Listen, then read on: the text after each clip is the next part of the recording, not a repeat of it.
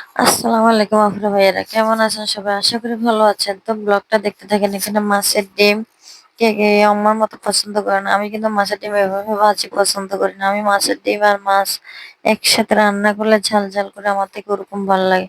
তো আমার হাজবেন্ড ও ভাজি পছন্দ করে, ও রান্না করছে। আমি বলতেছি রান্না হয় না, এগুলো ভাজি হয় না, আর একটু ভাজি হবে, নিয়ে বসায় দাও। তো ও নিয়ে বসায় দিছে। এখানে আমি কিছু বাজার নিয়ে আসলাম, ও এখানে দেখতে আসছে। আমি বলি যে তুমি সরো, আমি ব্লগ করতেছি।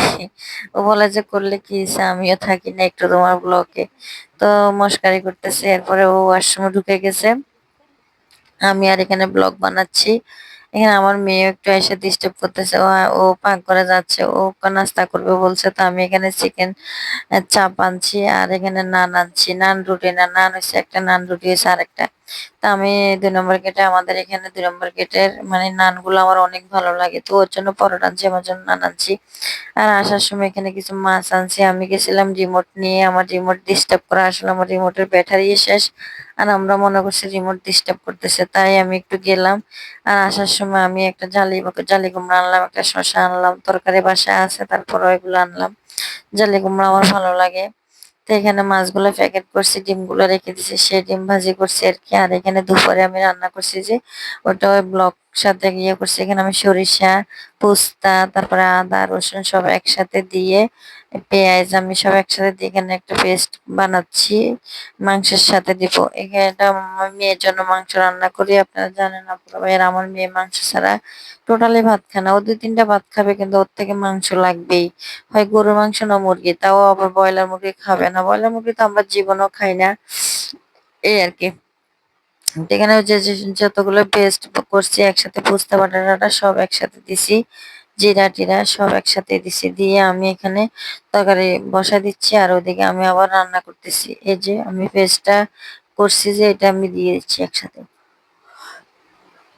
আর এখানে আমি তেজপাতা লং এলাচ সব একসাথে দিছি, সব কাঁচাও দিছি। আবার আমার মশলার যে সিক্রেট, ওই মশলার সাথেও আছে। আমার মেয়েটা আমার হাতের গরুর মাংস বেশিরভাগই কালো বোনাটা পছন্দ করে আর কি। আমি একটা কালো বোনা করি চিটিঙ্গা, ওই কালো বোনাটা বেশি পছন্দ করে।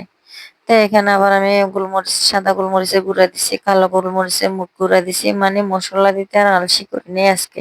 বুড়া ভাইয়েরা, আপনারা কিছু মনে করিয়েন না। এখানে আমি আবার আরেকটা তরকারি রান্না করতেছি আমার জন্য, যেহেতু ওরা বাপ বেটি মাংস খাবে, খাবে, আমি এখানে একটু তরকারি রান্না করতেছি আমার জন্য। পটল দিয়ে, তারপরে কাঁকড়াল দিয়ে, মানে আমি 2-3টা তরকারি একসাথে দিয়ে রান্না করতেছি আর কি। মাছ দিয়ে, পোয়া মাছ দিয়ে রান্না করব। এই তো আমার জন্য। আমি আবার গরু মাংস টোটালি খাই না, আমার অ্যালার্জির সমস্যা আছে সেজন্য।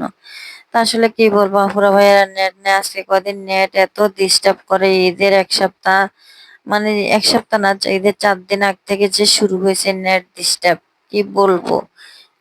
মানে আমার ইউটিউবে ঢুকতে পারতেছি না নেটের জন্য, টিভিতেও ঢুকতে পারতেছি না। অনেক কষ্টের বিনিময়ে টিভিতে একটু করে আসে।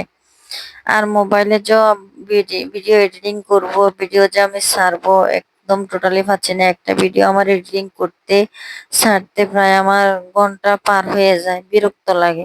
তো আপনাদের কার কার এমন হয় কমেন্ট একটু জানেন। আসসালামু আলাইকুম।